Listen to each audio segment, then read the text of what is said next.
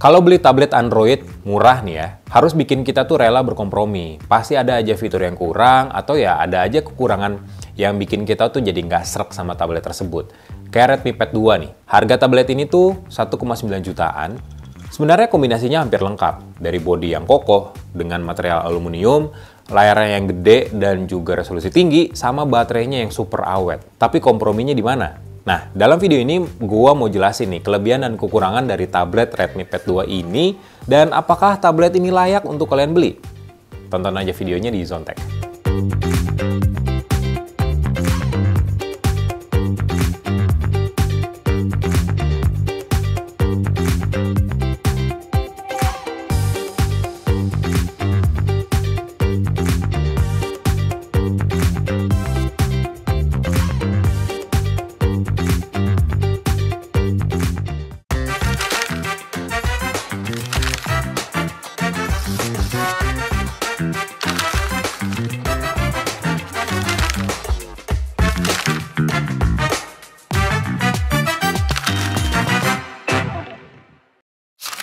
Kalau ngelihat dari desainnya, desain Redmi Pad 2 ini tuh ya mirip-mirip kayak tablet 2 jutaan aja sih. Misal kayak Infinix Xpad 20.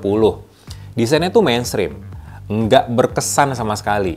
Satu kelebihan dari Redmi Pad 2 ini, bodinya yang terbuat dari aluminium unibody. Jadi kayak blok solid gitu, yang bikin tablet ini tuh kelihatan kokoh, kelihatan tangguh, dan emang kerasa sih pas ngegenggam tablet ini. Cuman karena materialnya yang lebih bagus, bikin tablet ini jadi agak berat, bobotnya jadi 510 gram. Cuman tablet aja. Untuk sebuah tablet, ya ini tablet murah yang cukup bulky ya, cukup berat buat ditenteng kemana-mana. Meskipun sebenarnya kalau pakai casing, bikin tablet ini jadi gede, jadi berat, cuman tetap gue rekomendasiin kalian untuk pakai casing tablet ini. Seenggaknya minimal banget soft case bening lah. Alasannya adalah tablet ini kurang nyaman ketika dipegang lama-lama. Satu sebabnya, sudut-sudut di belakang bodinya yang dibikin terlalu menyiku. Jadi kayak nusuk-nusuk ke telapak tangan, jadi kurang nyaman aja. Mau landscape, kayak mau potret, mau sambil nonton lama-lama, ya ini bikin nggak enak aja. Plusnya dari desain tablet ini ada beberapa opsi warna dari Redmi Pad 2. Nah, salah satu warna yang gue pakai sekarang ini warnanya grey. Dan warna ini tuh dibikin teksturnya halus, terus matte. Jadi nggak gampang kotor kena jejak sidik jari. Tuh, aman. Cuman ya tadi, gue saranin tetap pakai casing pas pakai tablet ini. Di sekelilingnya ada 4 lubang speaker yang udah dituning sama Dolby Atmos. Jadi keluaran suaranya bakal menggelegar banget. Terus kalau posisinya landscape, di sebelah kiri itu ada tombol power, di atas ada tombol volume, terus juga ada slot micro SD, jadi ini nggak support kartu SIM ya. Jadi ini cuma Wi-Fi only, nggak support 4G LTE. Di sisi kanan tetap ada jack audio 3,5 mili, ada port USB Type-C juga. Jadi ya dengan adanya jack audio lebih enak aja nggak sih untuk dengerin musik atau sekedar nonton film pakai headset konvensional. Satu kurangnya, gue kurang srek sama desain kameranya. Pertama, dibikin kaca yang gampang banget kotor, jadi 180 derajat berbeda dengan keseluruhan bodi belakang. Dan yang kedua, desainnya kenapa bikin kagok gini ya? Bulet nggak jelas ditaruh di sini pula, jadi lebih mirip Redmi Pad SI sih yang lebih murah. Harusnya dibikin identitas baru, nggak kayak gini juga. Ya normal-normal aja lah untuk tablet, ya nggak sih? Di depan, tadi gue sempat mention kalau layar Redmi Pad 2 ini jadi salah satu keunggulannya. Layarnya IPS LCD memang, belum AMOLED, tapi luasnya udah 11 inch dengan bezel yang tipis di sisi kiri, kanan, atas, bawahnya. Dibikin simetris pula. Ini resolusinya 2560 x 1600 pixel, 1,5K. Untuk tablet, harga 1,9 juta. Refresh rate-nya udah ngedukung 90 Hz dengan tingkat kecerahan 600 nits. Jadi pakai tablet ini di dalam ruangan, asik. Tetap terang, tetap enak buat mata. Jadi nonton film, nonton video yang beresolusi tinggi, atau lihat presentasi, mempresentasikan sesuatu, tetap enak buat dilihat. Cuman, meskipun tingkat kecerahannya 600 nits, buat gua ketika gua pakai tablet ini di luar ruangan dan kondisi matahari lagi terik-teriknya, masih kurang kelihatan kalau kita pakai mode dark mode. Jadi gua saranin kalau kalian pakai tablet ini dan sering pakai di luar, mendingan pakai mode standar aja. Nggak usah digelap-gelapin, karena bakal kurang kelihatan dengan jelas. Dan yang kedua, kekurangan dari layar ini wajar sih untuk sebuah tablet harga 1,9 juta. Reflektifnya parah. Jadi kalau kita pakai tablet ini di luar ruangan terutama, ya kita bisa ngaca aja sih, ngelihat muka kita sendiri dan ngelihat banyak hal di belakang kita. Jadi ya agak ngeganggu, agak distraksi aja ketika pakai tablet ini di luar ruangan. Tapi sisanya, layarnya, kualitasnya aman. Layar Redmi Pad 2 ini juga udah support inputan Redmi Smart Pen yang harganya tuh 699.000. Info aja nih ya, jadi pena digital itu tuh bisa kalian cas pakai Type-C, terus juga bisa disambungin ke tablet ini pakai Bluetooth. Cuman satu sayangnya, karena ini tablet murah juga, nggak ada area atau kompartemen apapun yang bersifat magnetis di tablet ini. Jadi kalian harus hati-hati. Mungkin kelupaan naruh Smart Pen-nya di mana, karena nggak bisa ditempelin sama sekali di tablet ini. Ada juga casing bawaan dari Redmi Pad 2, itu pun nggak ada slot untuk nyimpen Redmi Smart Pen-nya. Kalau gue cari di toko online sih ada ya beberapa third party casing yang lebih murah yang punya slot khusus buat Redmi Smart Pen. Tapi ya untuk bawaannya nggak ada. Jadi lebih ke hati-hati aja lah kalau kalian memutuskan untuk beli Redmi Smart Pen-nya. Redmi Pad 2 yang udah dijual di Indonesia ini udah berjalan di HyperOS 2, basisnya Android 15. Fiturnya ada lengkap, tampilannya udah disesuaikan dengan layar yang lebih gede. Terus juga dia udah ngedukung Xiaomi Interconnectivity, jadi bisa disambungin ke sesama smartphone-nya Xiaomi dengan satu akun, Xiaomi Account.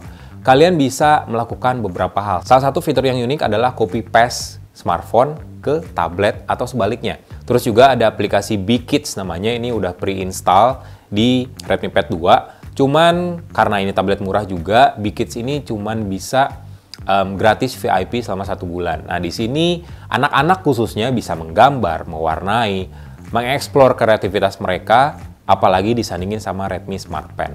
Ada juga Mi Canvas, disandingin sama Redmi Smart Pen, enak banget buat ngegambar, nulis, bikin sketsa, dan lain sebagainya. Terus juga di HyperOS 2, kalian bisa langsung dapetin tampilan split screen otomatis. Misalnya buka email. Di emailnya ada tautan atau link gitu ya. Diklik linknya langsung otomatis kebuka Google Chrome di sebelahnya. Dan tampilan email yang tadinya penuh langsung ke pinggir ke sebelah kiri, split screen dengan Google Chrome-nya. Misalnya kayak gitu. Jadi secara otomatis bisa nampilin 2 aplikasi secara sekaligus tanpa harus kalian atur-atur ukurannya. Nah, ini nih yang harus dikompromi ketika beli Redmi Pad 2, dapur pacunya. Dia pakai MediaTek Helio G100. Sebenarnya oke-oke aja sih. Cuman yang nggak oke adalah RAM-nya yang cuma 4GB dengan storage 128GB. RAM-nya emang udah LPDDR4X, storage-nya UFS 2.2, tapi menurut gua ini nggak maksimal. Benchmark-nya sendiri nggak terlalu wah ya. Di Antutu benchmark aja cuma 410 ribuan poin. Untuk 3D Mark-nya cuman sanggup di Slingshot Extreme, itu pun maksimal di 60 fps, jadi ya udah lumayan. Tapi untuk with live stress test kayak gitu, tablet ini bakal rendah banget performance-nya, jadi gua tes di Slingshot. Tapi untuk pengalaman realnya, ada beberapa hal yang menurut gua yang bikin kalian harus kompromi dengan Redmi Pad 2. Performanya, ketika kalian buka aplikasi, lebih banyak aplikasi, 2 atau 3 aplikasi, di mana di latar belakang juga ada beberapa aplikasi yang udah pernah kalian buka, peralihan antar aplikasinya bakal cukup berat.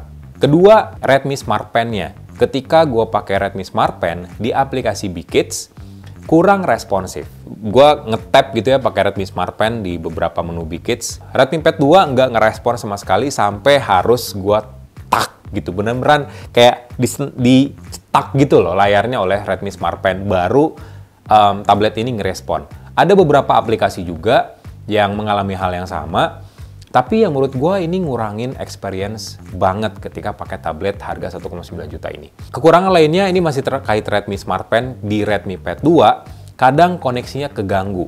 Kadang udah di pairing nih, Redmi Smart Pen-nya nggak mau nyambung ke tablet. Akhirnya gue unpair, gue sambungin lagi, dan selesai. Cuman kan itu bikin ribet tetap ya.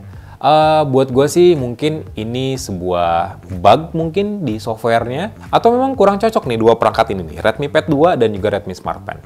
Yang salut adalah baterainya, 9000 mAh. Ini baterainya udah kayak power bank, gede banget. Dari pengujian yang gue lakukan, baterainya bisa tahan lebih dari 16 jam. itu screen on time via PCMark. Dan mungkin dengan baterai tersisa setelah PCMark tadi ya, tablet ini bisa lebih dari sehari.